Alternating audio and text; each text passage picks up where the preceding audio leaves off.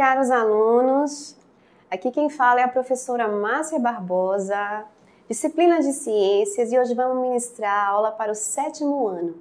O tema da nossa aula é condutores de energia e isolantes térmicos. Observem a tela, eu coloquei duas imagens, né? A primeira imagem, a gente tem a imagem aí do cobre e a segunda de uma platina. Por que eu coloquei, gente? Para melhor entendimento de vocês, é que esses materiais são excelentes condutores de eletricidade. E aí a gente vai para a definição de condutores de energia. São materiais que possibilitam a movimentação elétrica em seu interior com grandes facilidades. Esses materiais possuem uma grande quantidade de elétrons livres, que podem ser conduzidos quando neles aplicamos uma diferença de potencial. O que seria esse potencial? A carga elétrica. Como eles possuem uma quantidade livre de elétrons, eles conseguem caminhar muito bem a eletricidade. Bom, como eles são condutores de energia, tanto o cobre como a platina, como outros, como o ouro, como o aço, como ligas metálicas, são materiais excelentes condutores de eletricidade. Além de condutores de eletricidade, condutor de calor, né? E aí eu faço uma pergunta a vocês, caros alunos. Do que o calor é capaz? A gente consegue definir esse calor? Quando a gente se aproxima de uma fogueira, como vocês estão aí atentos à imagem da fogueira, a gente já sente aquela sensação, né, quente, aquela sensação térmica, né? Roupa de frio, a gente já fica bem agasalhado, aquela sensação térmica. Qual seria a definição para o calor? A gente sabe que a melhor definição para o calor é que o calor é energia, e essa energia ela é térmica. E aí, falando de energia térmica, né, é a quantidade de energia, né, em algum sistema, exclusivamente pela temperatura. Atentos à tela, essas figuras de algumas substâncias, né, aquecimento de algumas substâncias, como sólido, líquido e gasoso. Vocês podem atentar para a primeira figura, que a gente tem uma barra de gelo aí, tá? Essa substância ela é sólida. Então, o que acontece? A adesão, as partículas elas vão estar muito juntinhas. Então, o que acontece? Elas se desprendem muito pouco, elas se deslocam muito pouco. Já no líquido, a adesão é fraca e elas conseguem caminhar livremente por uma energia cinética, ou seja, por um movimento. E o último, a gente tem o gasoso. Aí quase não tem adesão e as moléculas elas vão caminhar livres. E aí a gente começa a falar da propagação de calor. Como é que acontece, né? São 3 categorias. Convecção térmica é a primeira, tá? Ocorre em líquidos e gases e se dá pela movimentação de porções do material em função da diferença da densidade. Como é que isso acontece? Eu tenho aí, atentos ao slide, eu tenho aí uma panela, essa água ela vai ferver. Quando essa água ela vai ferver, ela vai ficar com a menor densidade, né? Ela vai ficar com a menor densidade, mas aí ela vai aumentar o volume. Então isso faz um movimento circulatório, uma corrente, fazendo com que esse calor seja transferido. E a gente tem aí a condução térmica. Condução térmica em meio material. A gente tem uma panela, só que aí, visualizem aí a tela, que a colher que vai estar mexendo nessa panela, essa colher ela é de metal. Então, quando esse líquido, esse material, ele aquecer, esse calor ele vai ser transferido para essa colher. Vai ser um momento que você não vai conseguir nem tocar. Então, isso aí é condução térmica. Bom, antes da gente ir para a última propagação de calor, que é a radiação ou irradiação, a gente vai falar dos isolantes térmicos, que é um material que ele vai dificultar a passagem, a propagação de calor, ou seja, a propagação de elétrons. Vocês podem olhar lá a condução térmica, né? Quando a panela ela aquece o líquido, que ele vai ser transferido para a colher. Se tivesse com uma colher de pau, uma colher de madeira, uma colher de plástico, não passaria. Por isso que ele é um bom condutor de isolante térmico. Os fios. Já imaginou os fios da sua casa se não tivesse coberto? Ia ser choque, muito choque, né? Muito choque elétrico. Então, eles são isolantes térmicos. Por isso que esse material, ele barra a passagem de elétrons, a passagem da propagação de calor. E aí a última forma de propagação de calor, irradiação, ou o nome pode ser dito como radiação. É quando o calor pode se propagar por meio de ondas eletromagnéticas, ou seja, através do vácuo. É a única propagação, a única forma de propagação de calor que é através do vácuo. O nosso corpo, ele emite radiação, é infravermelho, mas é muito fraca. Mas se o nosso corpo esquentar, ele vai começar a emitir muita radiação. E aí a gente tem a aplicação de propagação de calor. A gente tem garrafas térmicas, as geladeiras, a gente tem os aquecedores. Primeiro, a gente tem as garrafas térmicas. Exemplo, a gente coloca um líquido quente, ele vai demorar a esfriar. Se a gente colocar um líquido gelado, ele vai demorar a aquecer.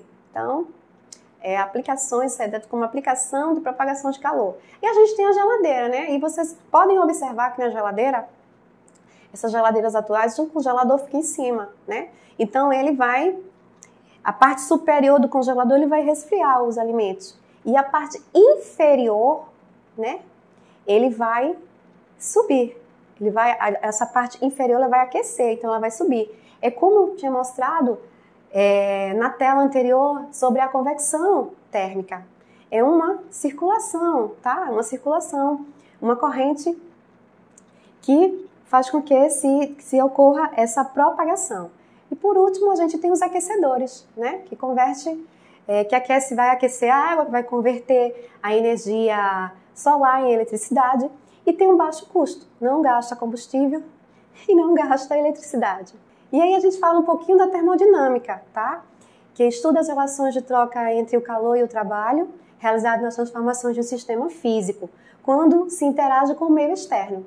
Quando ocorre alguma transformação na temperatura, na pressão e no volume que atinge meios físicos. Aí a gente mostra agora o equilíbrio térmico, uma ideia fundamentada para a termodinâmica. Exemplo, eu tenho uma substância quente e tenho uma substância fria. Então, essas substâncias elas vão se unir, vão ficar morno, mas ela tende a manter um equilíbrio térmico. E aí a gente fala um pouquinho das histórias dos combustíveis, né? Primeiro combustível bem primitivo é a lenha, né? Que serve para a gente alimentar a fogueira, serve para a gente se aquecer, cozinhar alimentos. É um combustível bastante utilizado ainda, mesmo ele sendo primitivo, ele é bastante usado. E a gente tem o carvão vegetal. Esse carvão vegetal, ele é fabricado, né, através da madeira, né? Essa madeira ela é carbonizada, ficando escura e pode-se usar o carvão vegetal. Muitas pessoas confundem o carvão vegetal com o carvão mineral. O carvão mineral já é encontrado em rochas sedimentares, né? Tem uma textura escura, e em rochas metamórficas, né? Rochas que sofrem determinadas alterações de temperatura, de pressão. E aí a gente tem, por último, o petróleo, né? Que é um líquido visgoso, oleoso. E aí, esse petróleo, quando ele foi descoberto, era utilizado a querosene, né? Depois foi adicionados alguns aditivos, aí chegou a gasolina, que aí a gasolina passou a ser usada em carros menores, em carros de passeios. Daí a querosene ficou para ser usado em caminhões, em ônibus. E todo esse histórico. E depois, meados de 1970, ficou lá o pró-álcool. Foi utilizado também o álcool, estimulando, porque na época o petróleo ele tinha subido muito o valor, então estavam induzindo as pessoas a utilizarem o álcool em seus carros. E o bom é que o álcool ele é fabricado, né, através da cana-de-açúcar, então isso rendia bastante. E aí a gente fala sobre máquinas térmicas. Essas máquinas eram utilizadas por gregos há séculos, né, também utilizadas 2000 anos antes de Cristo na Europa. E eles utilizavam essa máquina, eles colocavam essa máquina, e aí começava a ferver. Eles colocavam uma bola, eles chamavam de esférica. E aí o calor se propagava e o calor circulava. E a partir daí, eles começaram a dizer que o calor realmente era uma energia. Isso foi testado por alguns engenheiros na época, Essas máquinas térmicas também serviram para tirar água das minas, foram conhecidas também como amigo dos mineiros. Então teve um papel muito importante no século passado, as máquinas térmicas. Vamos para o desafio curioso. A primeira alternativa, respeito da condutividade elétrica e térmica dos materiais. Marque a alternativa correta.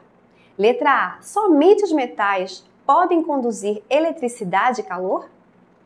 Letra B, em hipótese alguma, um diaelétrico pode conduzir corrente elétrica ou calor? Alternativa C, os metais destacam-se como bons condutores elétricos porque possuem excesso de prótons em sua estrutura atômica? Alternativa D, um material é melhor condutor que o outro quando possui maior condutividade elétrica maior? Um minutinho para vocês responderem a alternativa. Vamos lá? A alternativa da letra A.